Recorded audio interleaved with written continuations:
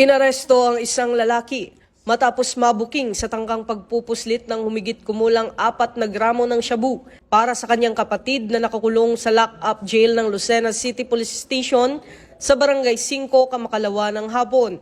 Ayon kay Quezon Police Provincial Office Director, Police Colonel Romulo Albacea, kinilala ang sospek na si alias Philip, 28 anyos ng Barangay Dalahican. Napansin ng jail officer ang kahinahinalang kilos ng sospek habang dumadalaw dakong 3:00 ng hapon.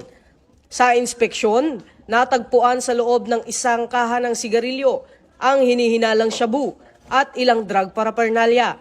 Inamin ng sospek na inutusan siya ng kanyang kapatid kapalit ng 500 pesos.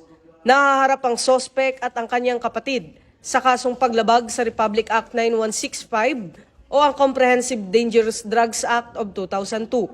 Patuloy naman ang investigasyon ng pulisya. Ito ang bagong PNP para sa bagong Pilipinas, serbisyong mabilis, tapat at nararamdaman.